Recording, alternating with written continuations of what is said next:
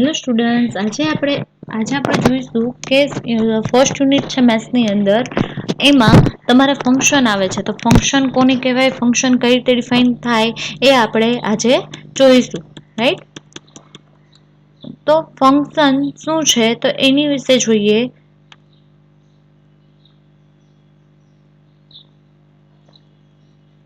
The function કોને કહેવાય? The technical definition of function is the relational form of the set input to set a possible output where each input is related to exactly one output. બરાબર, એટલે કે function કોને કહેવાય? Function શું represent કરે છે? તો કે રિલેશનલ, એક રિલેશન રિપ્રેઝન્ટ કરે છે. તો કે શેનું રિલેશન? તો કે કોઈ પણ તમે ઇનપુટ કરો છો એનું એક્ઝેક્ટલી કંઈક આઉટપુટ હોય એની સાથે કંઈક રિલેટેડ હશે. બરાબર, ઇનપુટ હોય એનું કંઈક ને કંઈક પોસિબલ આઉટપુટ હશે, right. This means that is a object xx is the set of input domain. એટલે કે તમે જો કોઈ પણ ઇનપુટ કરો છો એને શું કહેવાય છે? ડોમેન કહેવાય છે. અને જે કંઈ તમને આઉટપુટ મળે છે એને શું કહેવાય છે? રેન્જ કહેવામાં આવે છે, રાઈટ. ફરીથી કહું છું, જે કંઈ તમે ઇનપુટ કરો છો, ઇનપુટ તમે કોઈ પણ વેલ્યુ કરો છો ફંક્શનની અંદર, તો એને ફંક્શનની અંદર શું કહેવાય છે? ડોમેન કહેવામાં આવે છે. અને જે કંઈ તમને આઉટપુટ જોવા મળે છે એને શું કહેવામાં આવે છે? રેન્જ કહેવામાં આવે છે. હવે અહીંયા તમને ફિગરની અંદર તમે જોશો કે એની અંદર શું છે? એ સેટ છે, સેટ બી છે. બરાબર, તો ઇનપુટ છે એને શું કહેવામાં આવે છે? ડોમેન કહેવામાં આવે છે. અને આઉટપુટ છે એને શું કહેવામાં આવે છે? રેન્જ અથવા તો કોડોમેન તમે કહી શકો છો. બરાબર, હવે તમે કંઈ પણ ઇનપુટ છે એનું કોઈ પણ એક્ઝેક્ટલી કંઈક આઉટપુટ તો હશે અહીંયા, રાઈટ. તો અહીંયા એફ ફંક્શનને તમારે રિપ્રેઝન્ટ કરવું હોય તો આ રીતે તમે રિપ્રેઝન્ટ કરી શકો છો. નેક્સ્ટ જોઈએ તો let's a and b are known as the empty set. The function f from a to b, એટલે કે અહીંયા નોન એમ્પ્ટી સેટ, અહીંયા એઝ અ એમ્પ્ટી સેટ આપેલા છે, સેટ a અને b. તમારે લખવું હોય તો કે a to b લખવું હોય તો ફંક્શન a to b, તો તમે આ રીતે ફંક્શનની અંદર લખી શકો છો. All element of set is a relation of all element of the set when the process associative a to b, એટલે a to b ની તમારે પ્રોસેસ ફાઇન્ડ આઉટ કરવાની છે એનું unique element of each other. તો કે always કોઈ પણ ઇનપુટ હશે તો એનું કંઈક યુનિક આઉટપુટ હશે. બરાબર, તો હવે અહીંયા જોઈએ તો કે function of x is equal to x square. અહીંયા તમારે ફંક્શન તમારે ડિફાઇન કરવું હોય તો કઈ રીતે ફંક્શનની અંદર લખાય? તો અહીંયા એફ શું છે? તો ફંક્શનની હશે, અહીંયા એફ હશે. ઇનપુટ તમે જે કંઈ કરતા હોય તો અહીંયા ઇનપુટ માટેનું લખવાનું હોય અને તમે સ્પેસિફિક કંઈ પણ આઉટપુટ હોય અહીંયા લખવાનું. ફોર એક્ઝામ્પલ અહીંયા લખેલું છે કે S2. બરાબર, અહીંયા સ્પેસિફિક આઉટપુટ હશે. અહીંયા ખાલી જસ્ટ એક્ઝામ્પલ આપેલું છે સમજાવવા માટે.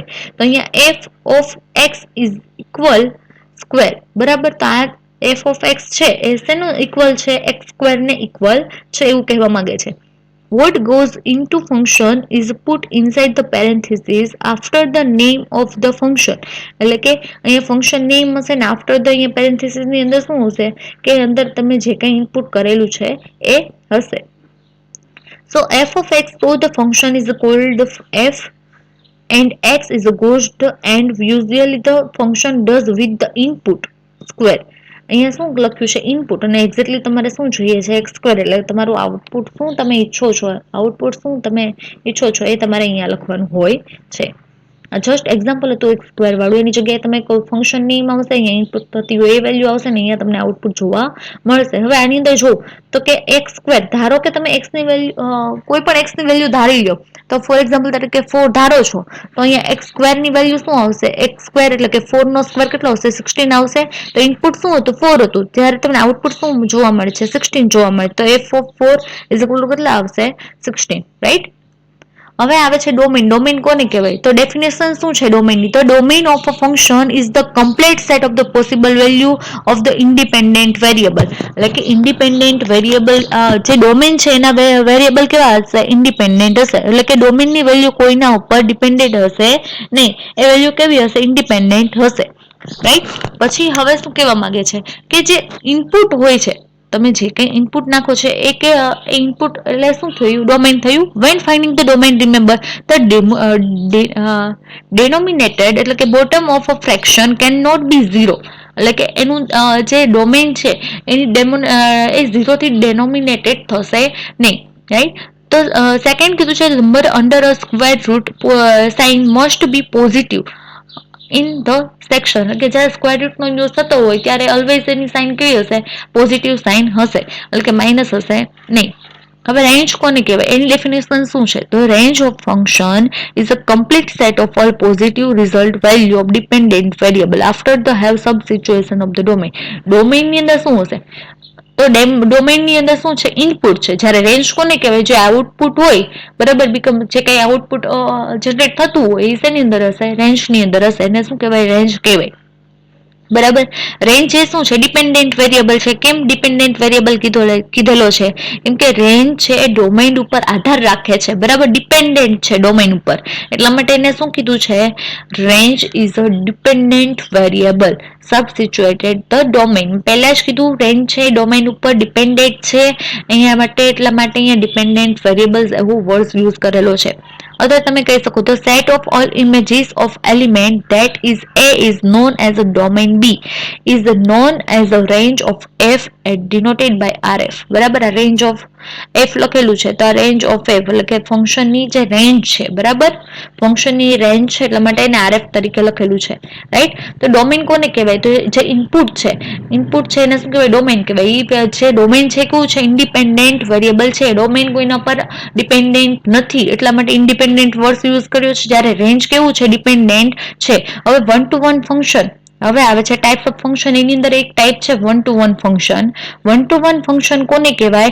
તો એક જે ઇનપુટ છે for each element of range there is a unique domain, એટલે કે યુનિક ડોમેન એટલે કે પોતપોતાનું યુનિક ડોમેન હશે, એનું પોતાનું અલગ અલગ, એટલે કે યુનિક એનું રેન્જ હશે. યુનિક ડોમેનનું યુનિક અલગ રેન્જ હશે. એટલે એનો મતલબ એવો થાય કે તમે કંઈ પણ ઇનપુટ કરો છો એનું કંઈક યુનિક આઉટપુટ જોવા મળે, બરાબર. કંઈ પણ ઇનપુટ કરો છો એનું કંઈ યુનિક આઉટપુટ જોવા મળે ને શું કહેવાય? વન ટુ વન ફંક્શન કહેવાય છે.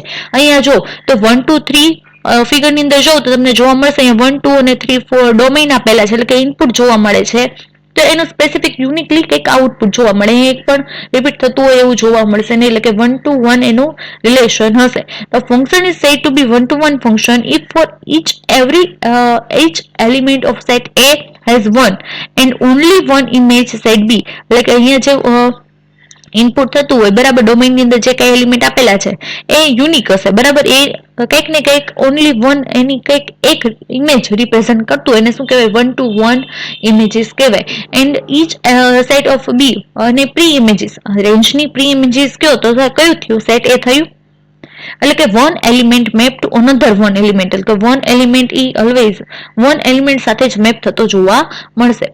અહીંયા તમને એક્ઝામ્પલ આપેલું છે કે એક્ઝામ્પલ છે એ સેટ છે એની અંદર 1 2 3 છે, સેટ બી ની અંદર ABCD આપેલા છે, બરાબર. તો 1 to 1 ફંક્શન ની અંદર શું આવશે? તો કે એક પણ એલિમેન્ટ અને એક પણ ડોમેન અને એક પણ રેન્જ એની અંદર રિપીટ થતી જોવા મળશે નહીં, બરાબર. તો અહીંયા તમને જોવા મળે છે, તો અહીંયા શું જોવા મળે છે?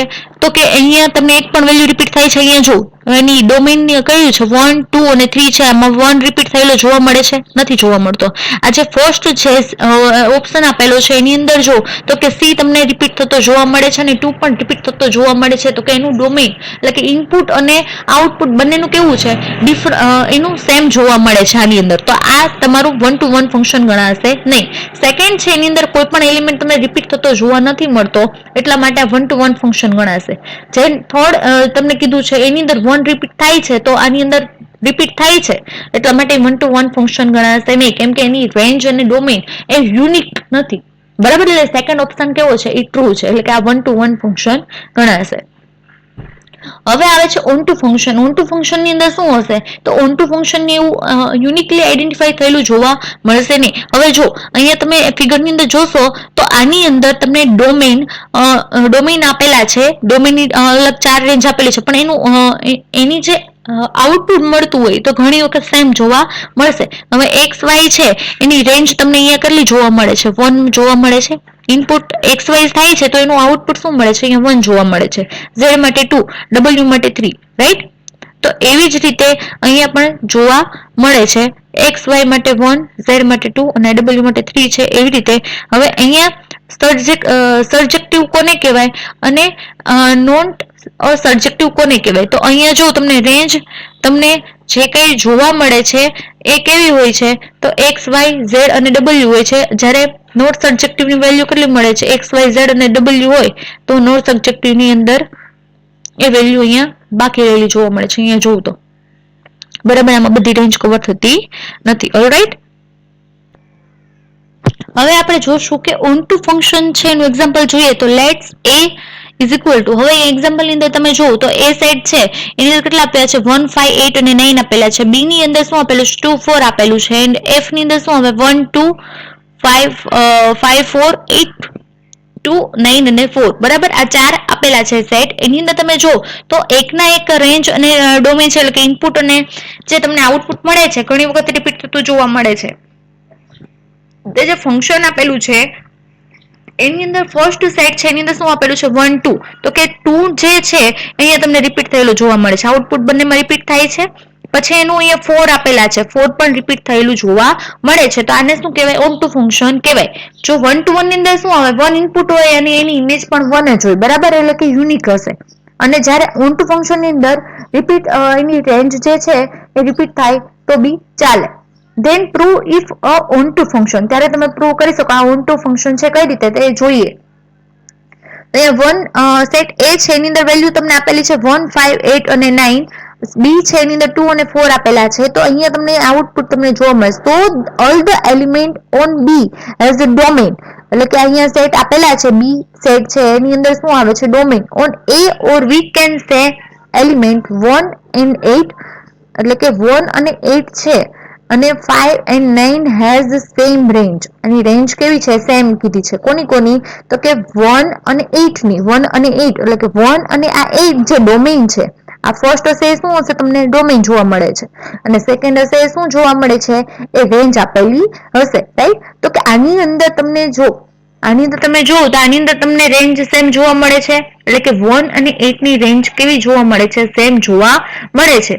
જ્યારે 5 અને 9 નંબરનું જે ડોમેન છે એની રેન્જ પણ ઇક્વલ તમને જોવા મળે છે. રાઈટ, તો ધેરફોર એફ એટલે કે A to B is a subjective function. Subjective કોને કહેવાય એ તમને ખ્યાલ આવ્યો. અને નોન સબ્જેક્ટિવ કોને કહેવાય? તો કે બધી રેન્જ કવર થઈ જતી હોય. અહીંયા તમે જો અહીંયા શું છે? ઇનપુટ આપણે આ ડોમેન આપેલું છે. બરાબર, અહીંયા ટોટલ 4 ડોમેન છે અને અહીંયા રેન્જ કેટલી છે? અહીંયા 3 આપેલી છે. પણ એ બધી રેન્જ કવર થઈ જાય છે, બી રેન્જ બાકી રહેતી નથી. તો એવા ફંક્શનને કેવું કહેવાય છે? સબ્જેક્ટિવ કહેવામાં આવે છે. તો હવે નોન સબ્જેક્ટિવ કોને કહેવાય? તો અહીંયા જો તમે ડોમેન કેટલા છે? 4 છે અને રેન્જ પણ કેટલી આપેલી છે? 4 આપેલી છે. પણ એક એવી રેન્જ છે જે એક કોઈની સાથે રિલેટેડ ન હોય. બરાબર, તો એવા ટાઈપની ફંક્શનને કેવું કહેવાય છે? નોટ અ સબ્જેક્ટિવ કહેવામાં આવે છે. રાઈટ, સબ્જેક્ટિવ કોને કહેવાય ને નોન સબ્જેક્ટિવ કોને કહેવાય? બરાબર, તો અહીંયા ઓન ટુ ફંક્શન શું પ્રૂવ કરે છે? Is explain. બરાબર, અહીંયા તમને શું પરફોર્મ કરે છે એ અહીંયા એક્સપ્લેન કરેલું છે. ઓન ટુ ફંક્શન કોને કહેવાય? હવે આવે છે કમ્પોઝિટ ફંક્શન. હવે શું આવે છે? Composite function. A composite function is a function that depend on another function. એટલે કમ્પોઝિટ ફંક્શન જે છે એ બીજા ફંક્શન ઉપર ડિપેન્ડ કરતું હશે. રાઈટ, કમ્પોઝિટ ફંક્શન શું કરે? તો કે એક ફંક્શન એ બીજા ફંક્શન ઉપર ડિપેન્ડ કરતું હશે. A composite function is created when one function is substituted into another function.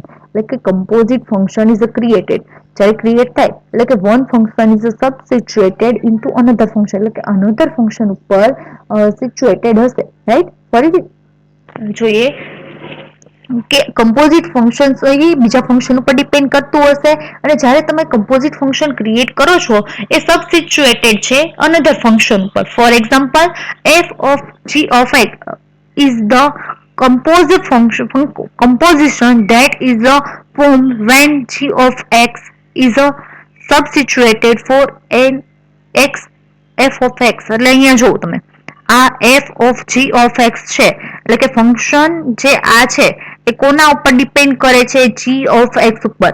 આના ઉપર ડિપેન્ડ કરે છે ત્યારે તમને f of x મળશે. બરાબર, f of x ક્યારે મળે તમને? એ કોના ઉપર ડિપેન્ડ છે? તો એ g of x ઉપર ડિપેન્ડ કરે છે. રાઈટ, તો હવે તમે અહીંયા જો કે f of g of x is a read f of g of x. હવે આને તમારે રીડ કરવું હોય તો કઈ રીતે રીડ કરી શકો? f of g of x. બરાબર. એવી જ રીતે અહીંયા આપેલું છે f of g of x can also be written f of g of x. બરાબર, તમે આને આ રીતે પણ તમે રાઈટ કરી શકો છો, તો આ રીતે પણ રાઈટ કરી શકો છો.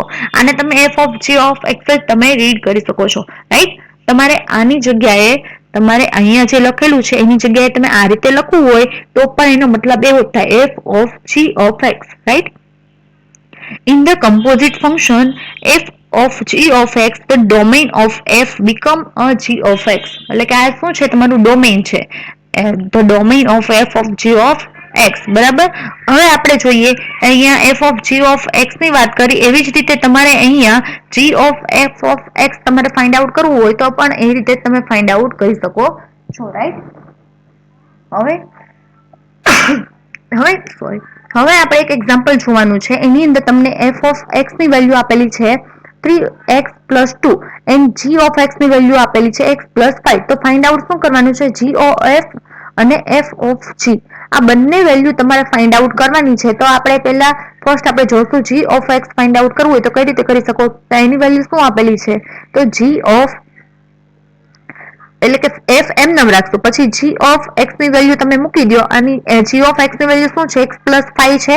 તો અહીંયા f એમ નામ રાખ્યો અને એની બાકીની જે વેલ્યુ છે x plus 5 એ તમે અહીંયા લખી નાખી, g of x ની વેલ્યુ, રાઈટ. પછી શું કરવાનું, અહીંયા f ની વેલ્યુ કેટલી છે, f x ની વેલ્યુ 3x plus 2 છે. હવે આ માનો કે તમે આ જે વેલ્યુ છે એને તમે x કન્સિડર કરી લો છો, આ જે વેલ્યુ આપેલી છે એને તમારે શું કન્સિડર કરવાની છે, x વેલ્યુ કન્સિડર કરી લેવાની છે. તો આગળ શું આવ્યું, 3 આવ્યું. અહીંયા 3 છે એટલે અહીંયા આગળ બ્રેકેટની આગળ શું મૂકવાનું, 3 મૂકવાનું, કેમ કે 3 છે આ x સાથે મલ્ટીપ્લાય જ થશે એટલે અહીંયા શું મૂક્યું, 3 થયું મૂક્યું. પછી +2 લખ્યા છે એટલે કે x ને તમે આ વેલ્યુ કન્સિડર કરી નાખી તો પ્લસ અહીંયા 2 તમારે લખવા પડે, રાઈટ. તો હવે 3 અહીંયા છે આ બંને સાથે બંને વેલ્યુ સાથે મલ્ટીપ્લાય થશે એટલે શું આવે, 3x. પછી અહીંયા વચ્ચે પ્લસ ની સાઇન છે એટલે પ્લસ 3 પંચા 15, તો અહીંયા 15 આવ્યા પ્લસ 2, બરાબર. 3x plus 15 plus 2 અહીંયા આ રીતે આવશે. હવે અહીંયા શું આવે, 3x ને 3x એમનેમ રહેશે, પ્લસ 15 plus 2 કરો તો કેટલા આવે, 17 આવ્યા. તો આપણને શું મળ્યું, આ f of g of x મળ્યું. હવે શું ફાઇન્ડ આઉટ કરવાનું છે, એટલે કે g of f of g of અને f of g આપણને ફાઇન્ડ આઉટ કર્યું એટલે કે f of g આપણને મળ્યું. હવે આપણે શું ફાઇન્ડ આઉટ કરવાનું છે, ગોફ એટલે કે g of f find out કરવાનું છે. હવે એને ફાઇન્ડ આઉટ કરવા માટે હવે f of g આની જે વેલ્યુ છે f of x ની વેલ્યુ એ તમે અહીંયા મૂકી દો અને પછી g એમને લખી નાખો, બરાબર. હવે g ની વેલ્યુ શું છે, x plus 5. આ વેલ્યુ જે આપેલી છે એને તમે x કન્સિડર કરી લો અને પ્લસ 5 છે તો 5 ઇન્ક્રીમેન્ટ કરી દો. એટલે અહીંયા તમને આ રીતે તમને જોવા મળશે, 3x એમને રાખો, 2 plus 5 પ્લસ કરશો એટલે કેટલા મળશે, 7 જોવા મળશે, રાઈટ. હવે અહીંયા તમને g of x અને f of g કઈ રીતે ફાઇન્ડ આઉટ થાય એટલે કે ગોફ અને ફોક કઈ રીતે ફાઇન્ડ આઉટ થાય એ આપણે જોયું. આઈ રિપીટ નાઉ કે f of g of x find out કરવું છે એટલે કે ફોક મારે ફાઇન્ડ આઉટ કરવું છે તો કઈ રીતે થશે, તો કે g of x ની વેલ્યુ અહીંયા તમે f એમ લખી નાખો ફંક્શનનું. પછી g of x ની જે વેલ્યુ છે x plus 5 અહીંયા તમે મૂકી દો. પછી હવે શું કરવાનું, જે તમે આ વેલ્યુ આપેલી છે f of x ની વેલ્યુ 3x plus 2 એને તમે x કન્સિડર કરી લો, બરાબર. અહીંયા x ની જગ્યાએ તમારે કઈ વેલ્યુ મૂકવાની છે, g of x ની વેલ્યુ મૂકવાની છે. અહીંયા 3 મલ્ટીપ્લિકેશન ની અંદર જશે, અહીંયા 3 આગળ છે, અહીંયા પ્લસ 2 અહીંયા આ રીતે લખી નાખો એટલે કે આનું 3 જે છે આની બ્રેકેટની સાથે મલ્ટીપ્લાય થશે એટલે અહીંયા શું આવશે, 3x plus 3 3 પંચા 15 એટલે અહીંયા કેટલા આવશે, 15 આવશે. પ્લસ અહીંયા પ્લસ 2 અહીંયા 2 આવ્યા. એ રીતે અહીંયા 15 plus 2 છે એનું મલ્ટીપ્લાય થશે અને અહીંયા પણ 3x આવશે. હવે g of f of x આ રીતે આપેલું છે તો અહીંયા શું આવશે, g અહીંયા પહેલા આવશે, પછી f of x ની જગ્યાએ એની જે વેલ્યુ છે 3x plus 2 એ તમે અહીંયા મૂકી દો, રાઈટ. તો અહીંયા હવે અહીંયા g of કીધું છે તો અહીંયા શું છે, અહીંયા x વેલ્યુ છે, x વેલ્યુ તમે આ કન્સિડર કરી નાખી, x ની વેલ્યુ પ્લસ 5 આપેલા છે એટલે અહીંયા શું થશે, પ્લસ 5 થશે, ઇન્ક્રીમેન્ટ થશે, બરાબર. તો અહીંયા શું આવશે, 3x નું એમને આવશે, પ્લસ 5 પ્લસ 2 કરો એટલે અહીંયા આઉટપુટ કેટલું તમને જોવા મળે છે, 7 તમને જોવા મળે છે, રાઈટ.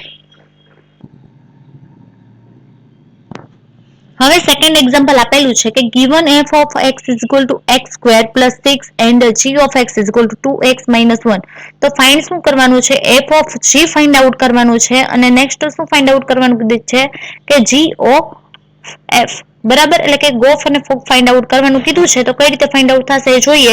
તો પહેલા તો f of g find out કરવા માટે તો પહેલા f of x આવી રીતે જ લખવું પડે. જે આપણે અહીંયા સેકન્ડ વે થી તમને મેં સમજાવેલું છે કઈ રીતે લખાય, અને આ રીતે તમે લખો તો બી વાંધો નહીં, રાઈટ. તો હવે અહીંયા શું લખેલું છે? f of g of f. બરાબર, એટલે કે f એમને લખવાના અને g of x જે છે, બરાબર, તો એ 2x minus 1 છે અહીંયા કન્સિડર કરી નાખ્યા અને f એમને રાખ્યા.